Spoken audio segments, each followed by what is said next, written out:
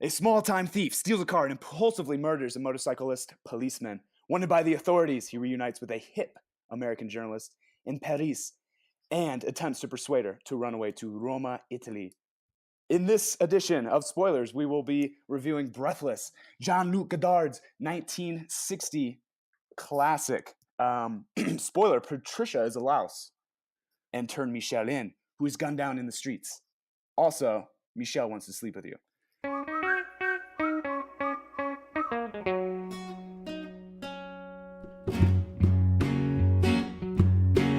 This is Spoilers. All right, welcome to Spoilers, first podcast you want to listen to on the way back home from the movies, or right before if you don't give a shit like us.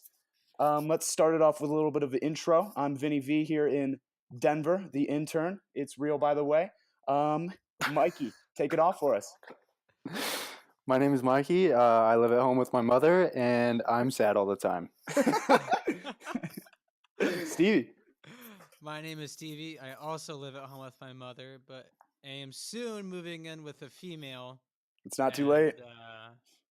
Getting married to that female, so I'll probably be sad all the time as well, coming up here shortly. Fantastic. This is a sad podcast. Pappy, run away with it. Take my breath away. I'm Pappy in Minneapolis. I live with a cat, and life's pretty good. A female cat. Oh, yeah. Nonetheless, would you look at that? Well, to start this off, I think I kind of gave that rundown of what the film was about. Primarily, I would just say this as almost like a love romantic drama in a sense. Well, could you give us Could you give us the French title, please? Yeah, I could say it. I don't know if I'm gonna pronounce it correct, but I think it's About des Soufflés. Oh, that's perfect. Yeah. Yeah. So that's the actual Soufflé. title. Released March 7th, 1960 in France. I'm not sure if the American release was different or not. I looked it up. It didn't really seem like there was a difference in that, but that was the title, released in French, which is a direct translation to Breathless, I believe, using Google Translate there. But just kind of started off, Michel, a car thief, basically is a suave mofo, always smoking a fat cigarette and wearing a cool hat. Basically just goes around and tries to get tail all the time and steal some cars. But as far as the movie goes, what does sad Mikey, who lives with his mom, think about it? I actually enjoyed it. It was, I liked it a lot. I liked the cinematography was pretty good, and there were some scenes that were like 5 minutes long without cuts. Yeah. And I don't know if they were just like improvising or if it was scripted or not, but I thought that was pretty cool. Nobody really does that. Yeah. Yeah. I was reading somewhere, just kind of go off that with unscripted, that director Godard basically was making up the lines kind of as he was going. And while they were filming it, he would throw the actors and actresses their lines right before they shot it. And so they actually didn't have like a script to read off of. And so it kind of gave that. I'm not really sure what his purpose there was to do that, but I think it was going after, more of a realistic feel of these characters. And so he dished them out those lines right before they shot. But sorry to jump in there and cut you off. No, that's fine. I also liked, there's like some quirky scenes or whatever where this one guy gets hit by a car and Michel just walks over and looks at him and sees that he's dead and just walks away like nothing happens. I don't know. It's kind of funny. There's some other scenes like that where it's just like a little surreal, like that wouldn't really happen in real life. Like someone would be concerned. He wouldn't just walk away like that. Yeah. He was a shiesty guy. I think we saw that kind of first when he got to Paris. He asked if that girl was in, and she wasn't, and Patricia. And he just reached behind the counter and stole the key and went up and basically slept in that. Well, actually, no, that was a different girl. I forget her name. I can look that up. I'm misspoken there. But when he stole the key, it was a different girl, which they didn't really talk about much after that. But I think that was kind of just showing his character. Obviously, he steals cars, and that was shown almost in that first scene there with a different girl than Patricia.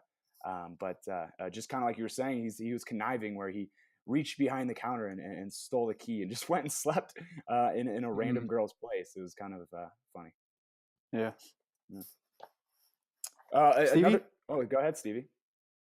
You actually just brought up my least favorite scene of the whole movie. I felt like that scene in that apartment carried on and carried on and carried on. And they were I felt like the whole time they were just speaking in nonsense. Like they would just say words that didn't really connect at all. See, that was my favorite part about it, and I think that I don't know if it's just me relating to a scumbag guy that just trying to bang girls all the time, but I think it was more so like playful flirting because he's always like, "You love me, I love you. You don't love me," kind of thing. And maybe it's just French people. I mean, honestly, I mean this was 1960 and a French film, obviously, so it could just be like kind of a different kind of culture thing of maybe how they flirt or whatnot. But that's kind of what I took it as, and I enjoyed it. So it's interesting to hear that you didn't like the scene. And I believe you're referring to when Michel and Patricia were in Patricia's apartment, and she came back after a date with the other reporter that she was kind of romantic with. But yeah, Michel kind of breaks into her apartment, and for the second time he breaks into an apartment, I suppose. But it's interesting that you didn't like that part. Yeah, it just kind of felt like it really just dragged on and on and on. And I was just kind of like, all right. But that was also one of those scenes that was no cuts for like 5 minutes, so I kind of appreciated that. Is Pappy still here?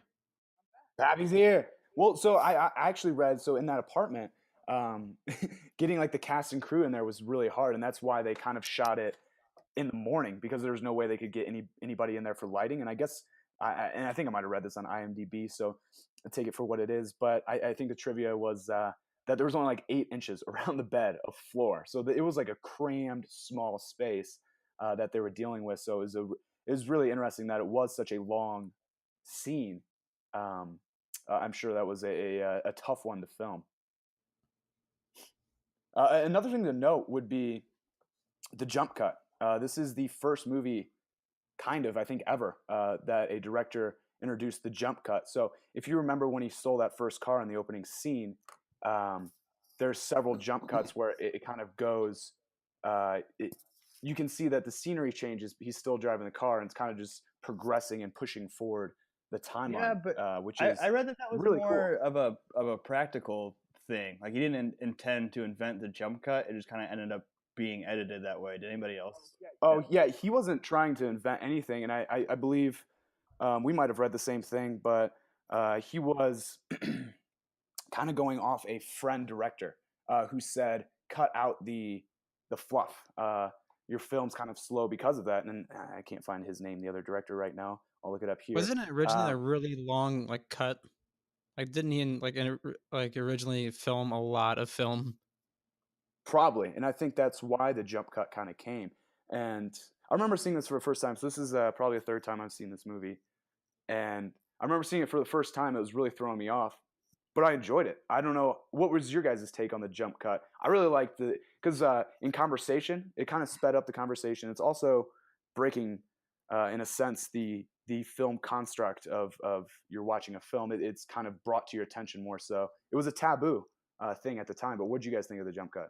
I liked it. I thought it added some charm to the movie. I mean, if you're going to watch an old movie like this, I think part of the fun of it is to see how far we've come in filmmaking and how different things are. And even the fact that people, you'd have a crowd walking on the street and all of a sudden the cars would just be in a different place. I don't know. I thought it was kind of cool. Yeah. Cool. Just added like to the quirkiness of the whole movie. The whole movie is like kind of hipstery. Like things are a little out of place.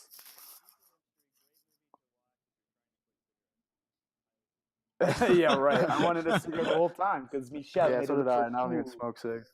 You just made it look so cool. Yeah. And did you see he always? Well, I don't know how. I call it butt fucking when you take like a cigarette and light another cigarette with the butt. He did that like several times. He did use matches, but yeah, he was chain smoking. That's for sure. Stevie, what do you think about the jump cut? I actually really liked the jump cut. I think, I like how he brought up that it really wasn't intended. It just kind of happened that way. Most films of the period, I mean, especially with American films, I haven't watched many films of the cinematic new wave in France, but many films at the time, if you were just gonna go to another scene, would kind of do that. I guess I call it a washover effect, where you kind of see the original scene fade away into the next one. Mhm. And this film kind of took that away, which I really appreciated. And the jump cut was cool to see. I really like the tracking shot of Michel running across those fields when he initially kills that policeman. Yeah, that was That cool. was I an really liked that. awesome shot. I mean, the cinematography on that was just fantastic. Yeah, And I think we should oh, note go as ahead. well that this is Godard's directing debut. So this is the first movie he's ever directed, and it's interesting that he kind of created, in a sense, a new way to film with the jump cut, and now it's like a thing. It's it's defined. It's people still use it. I think that's pretty interesting that it's his debut film, and that comes out. Another thing to know off that. Would be I think the best use of it now, and I don't know if you guys watch Portlandia, but the opening scene, the when they play the All Washed Out song, when they're doing the jump cuts from like the train going by and that old guy and whatever, but the street views and the bridges and whatnot. I think that's a really cool use of the jump cuts. And just a note, Fred Armistead, he's a fantastic editor, and I think he is outspoken as someone that's interesting or not interested, but I guess an editing enthusiast. But I'm kind of rambling here. I don't think Pappy's given his full opinion here. Drew, shoot it away. What'd you think? Yeah, I really, really liked it. There were I think the one scene that Stevie mentioned was the one time where I was like looking at my watch and was getting kind of antsy. But yeah, I thought overall, and you found this in a film class at our alma mater, Indiana University, right? Absolutely correct. It was a movie we had to watch and write a report on. Actually, that was the first time I saw it, and yeah, really loved it back. I mean, then. that makes a lot of sense to me because I mean, like, there were things like, would I ever just sit down on a Saturday and watch this movie? Probably not, other than for this podcast. You wouldn't pick it up for sure. But like watching it, there were a lot of things that you see today in film, like the long tracking shots, especially the one in the hotel lobby and the when she's they're walking down the streets of Paris and New York Daily Herald or something like that. New York Herald Tribune. I think that's what it was. Yeah, but that was cool too. The tracking shots. He breaks the fourth wall too, which back in 1960, I was like, huh. That was when he stole the first car in the opening scene. Yeah, he turns the camera. That was awesome. Yeah, I was surprised by that. And then the jump cuts. It feels like a very important movie, and like I just enjoyed watching old stuff like this. I like the outfits. I like seeing Paris back then. I thought it was cool. So yeah, I liked it. Yeah, Michel is the original Deadpool, breaking the fourth wall. Michel, he is. Yeah, we should. It's good to mention that we watched Deadpool. We reviewed that on the last episode of Spoilers, and notorious for breaking the fourth wall. Did he had that sort of boxing thing going on, right? Where he would pretend to be a boxer. Did you know that he was actually a boxer in real life? I think I had read. I think. What was his real name? You're right. Yeah, I think I've seen. And he was I don't have his real name in front of me, but he was supposedly a really good boxer. Like he won his first 3 fights with first round knockouts, and then retired to do acting. Are you talking about Michel? Yeah. It's Jean-Paul Belmondo. Jean-Paul Belmondo. Which is funny that the lead actor, they're all Jean. So it's Jean-Paul, it's Jean-Luc, and then I believe the girl's name is Jean, Patricia. Jean Seberg. Jean. Yeah. So it's kind of funny that they're the director and the 2 main stars are all Jean or Jean, spelled the same, Jean. Made it super confusing to read about online. Had a hard time. Yeah, a really hard time keeping things straight. Yeah. And the one other thing I wanted to touch on though too is the concept of the anti-hero and how popular that is now. And especially, all of a sudden I was watching this movie, I'm like, hey, this guy's kind of a dick, and like you find yourself not rooting for him at some point. But even the girl was kind of, I don't know. They're all super self-absorbed characters. Absolutely, and I think one of the best lines from the film. What was it? I don't want to misquote it, but it was something like Michel was talking to Patricia, and he was like, "No, we're not in love because every time we're together, I talk about me and you talk about you when we should be talking about." Well, the each first other. line of the movie is Michel saying, "After all, I'm an asshole," yeah. right? And then lights up like the fattest cig ever. Yeah. Yeah. Yeah. Speaking of fighting and him being a fighter, Now I read this, and I don't know if it's a factor or not, but a fun kind of trivia of this movie was director Godard called into the producers that he like sick and he just couldn't make it in to film that day. And it was a relatively small cast and crew, so it wasn't that big of a deal. He called in, and the producer then, he's like, yeah, take the day off. You're sick, whatever. And he went to a cafe, and at that cafe, Godard was there, and apparently the director and producer of the film got in a fist fight because he called off work and he was out like at a lunch. I thought that was a funny story. Who knows if it's actually true? Read it on IMDb. So who knows if it's true? But I thought it was a funny story. I also read it on IMDb. Yeah, so it's true. Yeah, so it's definitely true. I also speaking read of that small too, cast and crew, no one is credited for this film. The film that's been released, like there's no credits. I don't know if you guys noticed that. Not that we would have torrented these or anything, but even on the Amazon watching, because I believe it's on the Amazon Prime as well. But this film has no credits, so no one was credited for the film, which is kind of funny. Oh, and I just found the quote. When we talked, I talked about me, you talked about you, when we should have talked about each other. And I think that was kind of going off what Pappy said, that they're self-absorbed characters and that they're, kind of full of themselves. Yeah, great. So going off that, I think it sounds like everyone had a nice experience, at least saw some news. As far as Michel and Patricia and the other beautiful women of this movie, who would you do? One of our favorite segments we like to talk about, who would you bang? I'm going to have Money Mike started off. He's so money, you don't even know it. Who would you do?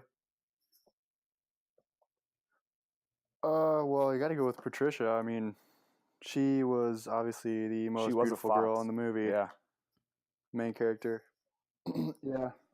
She's very pretty. And the other girls in the movie were only characters for like a minute, so I can't really remember their faces. The first girl they met, I think, was cute as well. But I kind of don't even remember her. I just watched it this morning. So, yeah. Cool. Stevie, who'd you do?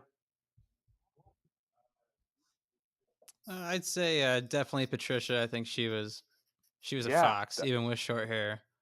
She was pretty darn good looking. If not her, then Humphrey Bogart. Wait, yeah. Can we quick? What was the point of that whole Humphrey Bogart scene? That was like 3 minutes of an homage just to him. Like, what? Did anybody read anything about that or think that was weird? Maybe that's where French film was at the time. I mean, it's 1960.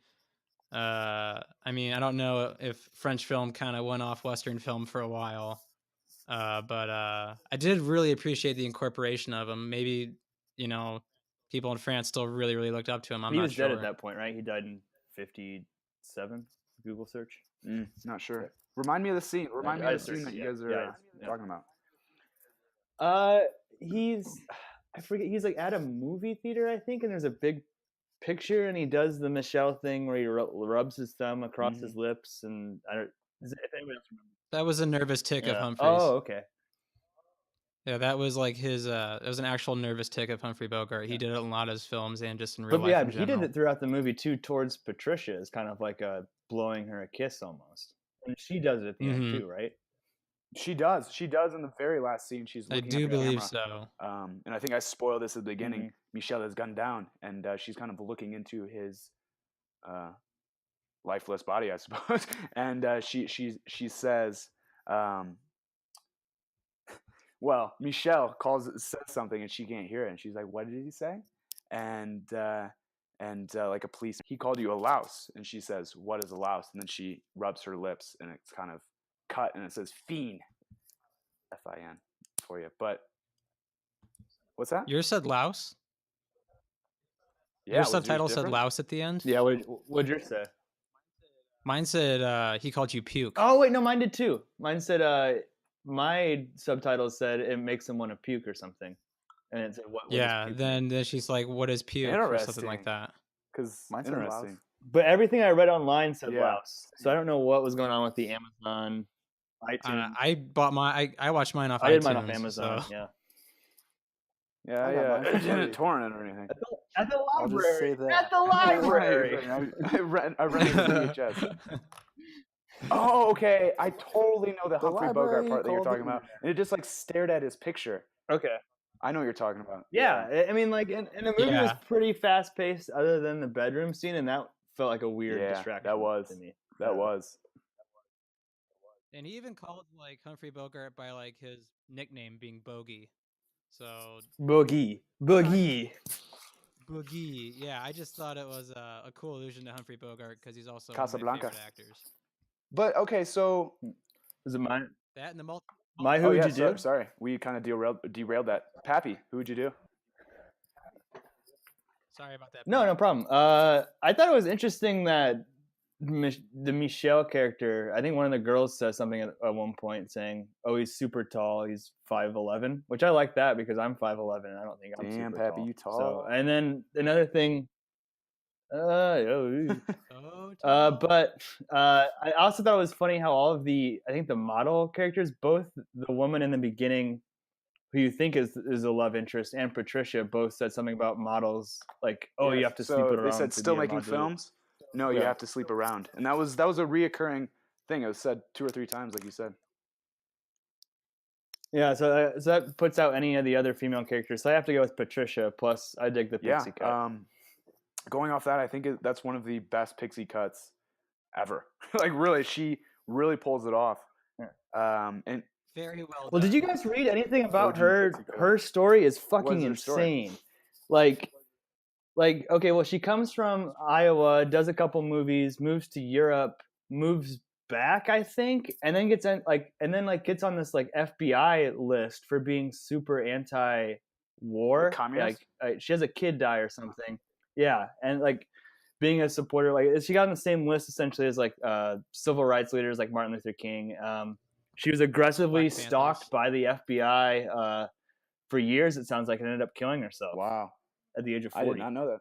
And there's a huge conspiracy theory that it was a murder set up by the FBI. Weird. I did not Probably. read that. That's pretty crazy. What? That's crazy. Kind of like Marilyn Monroe. Yeah, it was a crazy story of her life. And then I think this is pretty much the only. I didn't really look into any of the characters' IMDb's, but this is everyone's biggest movie, right? Yeah, by far. Everyone's best movie. It's everyone's best movie by far. Yeah. Yeah. I mean, because Gene Seberg, she did a movie in the States before this movie, and it Right. bombed, like historically bombed. And this was kind of like her comeback into cinema. Yeah. So, I mean, I guess Pappy was saying though, it's kind of a really sad story because I mean, I think she was also a supporter of the Black Panthers. Yeah, I as think that's what well. got her on that list. Yeah. Like there's photos of her and the Black Panthers, and she OD'd on barbiturates in There you Paris, go. The ironically. city of death. Who would I do? I think. Yeah, I think so. The Big Apple. Is that what they call it? Paris, the Big Apple. I think that's right. No, but so who would I do? And I think this is going to be the second week in a row I pick a dude. But Michel. I think he was a suave kind of guy, and I think the character that Patricia plays, she's a young girl from New York City, moved to Paris, and at one point she mentioned that like she's still living off her parents and whatnot. So like if you think about it, like 1960, a girl moves from New York City to Paris. You know, I think, or still even today. I mean, that Frenchman. You know, that's the dude. I think he had the moves. He was suave, creepy at points, but I think he played it well. Yeah, he was definitely a creep, but I think he played it pretty well, and I would say him. But I think I said Ryan Reynolds last week, so I don't know. I think I'm on a gay train here. I don't know. Not that there's anything wrong with that, but you know, yeah, I would.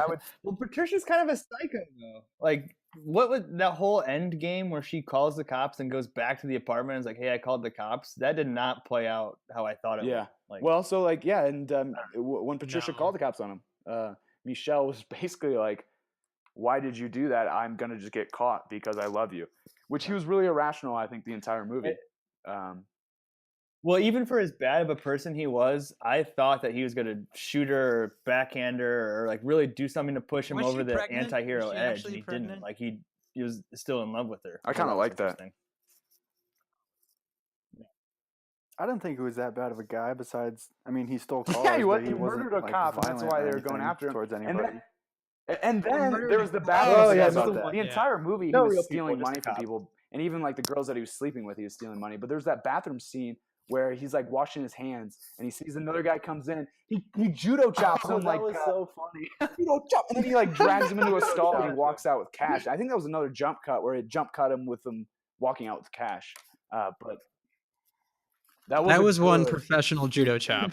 Sorry, I was drunk for the entire movie. Disabled. I forgot a lot. But speaking of John Paul Belmondo there, the Michel, it's kind of funny to see him now because he's just like that grandpa looking kind of guy.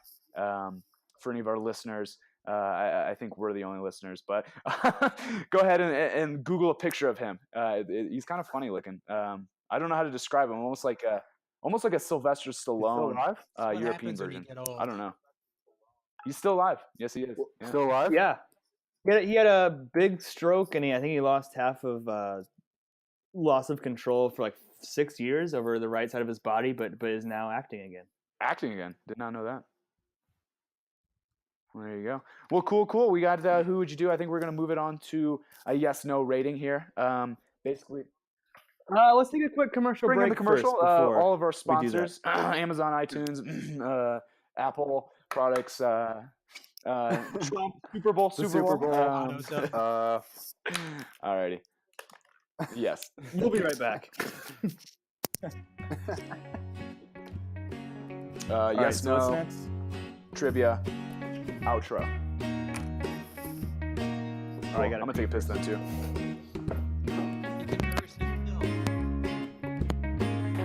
Vince, how I bad don't is know your if it's trivia bad, question? It's just like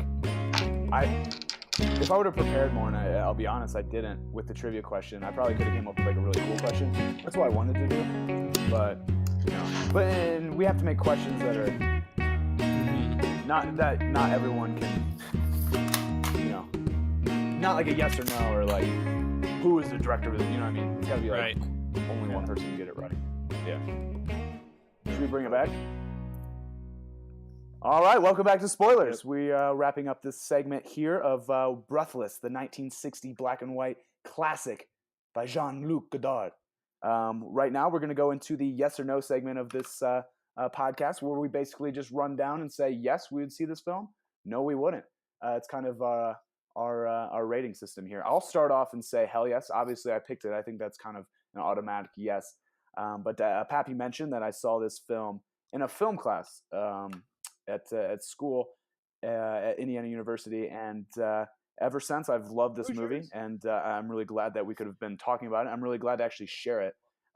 You tell your friends to go see a black and white 1960 French film with subtitles, and you usually get fuck off, no thanks. I'm gonna go watch Transformers and smoke a bong. But I think this is a fantastic movie, and I would love to get more people to watch it, just because I think it's good for film, it's good for entertainment, and it's a fun movie overall. Let's go to Pappy. Yes or no? I have to go 100% yes for me. We both checked the Internet Movie Database to read the trivia. It's one of the first places I go to. And then the last point was that it appears in a book that I've had for years now, 1001 Movies You Must See Before You Die. Little plug for that book. So I read the article. There you go. Now you have just 1,000 more to go. So I read the article in there, and I think hit it pretty much on the head that for Gen X, Gen Y, millennials, they might have a hard time relating to this movie. And I think, too, because a large part of the plot is him trying to get in touch with someone, which nowadays you just text them or whatever, but a lot of it's playing phone tag with the guy who owes him money. But I think that if you're someone who likes movies and can identify things like tracking shots or breaking the fourth wall or jump cuts or the concept of an anti-hero and appreciate that, definitely check it out. A fun foreign movie, and I like France. So he likes France. Pappy's in France. I believe there was a good tweet Pappy had about visiting Paris. Let's go to Money Mike. What do you think? Yes or no? Yeah, I agree with everything Drew said, and I think it shows like it's like a reflection of modern day relationships. How like this guy is trying to get with as many girls as possible, while he still kind of likes one main girl. So I think that's like, I think if people have a hard time relating to the other subject matter in the movie, they can relate to that at least. How like everybody kind of has multiple partners now. Yeah. No, Sort I of. don't have any. Is Wait, what? I mean, it's kind of like That's coming from the He was guy kinda that like opened up with, Tinder. I'm living in my mom's basement. he was kind of like Tinder on his own, Yeah. like running around hitting up girls. He was trolling I don't ass know, the so whole I think- movie, yeah.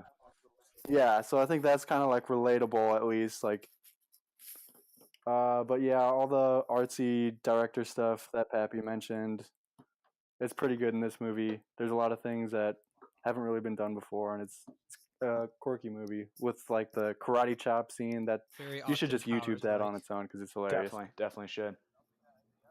So is that, I'll take that as a yes. Yeah, that was a yes. We have 3 yeses there, and we're going to take it finally to our man Stevie. And he was trolling me all week about this. Just because but you troll the we movies always- that I always select. no. I was gonna. Yeah, we're always bantering and trolling each other, and often saying things we really don't believe. But I think you were just kind of giving me shit just to fuck with me, and I think that was kind of funny. But I want to hear your true opinion. Yes or no? I don't know. This is a two-sided coin here. This movie is not for the casual movie fan whatsoever. I put this under the category of you have to love movies to enjoy well, it. it is this podcast, to be fair, I would say. Well, I know, but in general, I mean, it's just kind of one of those movies. I put it under like Tinker Tailor Soldier Spy or like Syriana movies like that, where you just kind of have to love movies to like it. But I'll give it a yes, just for the fact that I mean, there's a lot of cool tracking shots. Cinematography was awesome. My biggest complaint with it was that there was really no story and the dialogue was really weak. Well, but some of Um, that could have been the translation. Well, we too. can't necessarily call the dialogue weak when we've had 2 different translations brought up, Okay, as well well- as we don't speak the native language. So I would actually be really interested in having someone that speaks French listen to the But- film that's also speaks English as well, and kind of get their perspective on the translations And maybe just the dialogue in general. But I think that's a good point. The dialogue was cheesy, but it's tough when it's translated. But also, it had one of it like could- my it had one of could my lose favorite meaning. lines in movie history, though, Which was? which What's was that? she was interviewing that author named Parvulescu, Yeah, weird scene. and she kept trying to Yeah. ask him what his ambition in life was, and this was one of the like most. I mean, this was like gangster, like drop the to mic. become immortal. Let me finish, Pappy. Oh yeah, I wrote that down. And then you know, she keeps trying to get him, and he kind of ignores her because they're talking about how American women and French women are completely different. Hey, sorry. So he was. What was he supposed to be? Like an erotic writer? Is that? He was just an author. But he was wrote a like really erotic- well-known all author. the questions were super sexually charged. That he was. Well, it was. I think he Well, was. no. So what I think that was sexism. Because if you run it back, he answers all the men's questions and keeps kind of like putting Avoiding Patricia on the her. side. Yeah. Yeah, and then the first time he answers her is an extremely sexist kind of like. Do women have a role you're to really pretty play? nice Do women have a dress. role to play in modern society? I think is the first question, right? And I think he said, yeah, if you wear a striped dress like Yeah, and that or glasses, something, yeah. and then he goes to the next question. Right, and he talks about like how American American men want to be dominated by American women, and how French women and French men are completely different. I think it was fair to say he's pretty misogynistic, wouldn't you You're say? saying men are from Mars, women are Yeah. from. It was also 1960. Yeah, which is understandable, but the times. Yeah. But the cool line was like she kept asking him what his ambition in life was, and he's just like, "My ambition, to finally answer your question, is to become immortal and then Yeah, die." that's probably the best line of the whole. That was the best line of the whole That's movie. a crazy good line. Yeah, so Yeah. I give it a yes. Cool. Well, that's 4 yeses. We'll call this certified spoiled. I don't know how much we can use that certified preserved right because there. we're not completely Preserved. We ripping preserved up, it. Yes. certain tomato side. my favorite recipe site. Anyways, now we're gonna go on to trivia, and what we do with trivia here, basically, the winner of trivia then picks the next week's movie that we're gonna be talking about, and also hosts. So it's kind of fun what we do here. I won obviously last since I'm hosting. So let me shoot off this trivia question, and here it is. How old was John Paul Belmondo upon finishing the movie? What was his age when he played Michel? Like his real age. Okay, the so actor. are you gonna go one by one? Stevie first. 35. So what we're gonna do is closest If you go over, you don't. Well, we'll just do closest because over is kind of Just weird close? with age. So closest to Whoa. his age. Okay, I Yeah. say Stevie first. 35. 35. Well, let me go Mike. next. Mikey should have the advantage since he hasn't hosted yet. Pappy, 26. let's you go. We got 35, 26. Money, what do you got? 28. 28. All right. Well, we're going to have our first tie on spoilers here. He was 27 years old at the time. 2 men enter, one man leaves. Welcome to the Thunderdome. Battle Royale. Podcast Thunderdome fight right now, bro. All right. I have a tiebreaker question. Beyond Pappy Dome. You came prepared. I came prepared. So I don't know how good this question is going to be, but it's going to be I hope we tie two it, as man. well. I don't think you can tie. Well, you could, but we're gonna do what month was this released, and maybe you guys have your IMDb open right now, so we'll see. But what month was this released upon the USA release? The USA release. Do I get to play? No, you're out. No. Damn. July. July says Pap. Money, Mike. I'll say May. May, and May is the winner. It came out on February 7th, 1961 in the USA. I just found that out because it came out in March 7th, 1960, which, if you guys were listening earlier, I did say March 7th for the French release. But here we got a new winner, Money Mike. And to run away with it, what is going to be next week's film?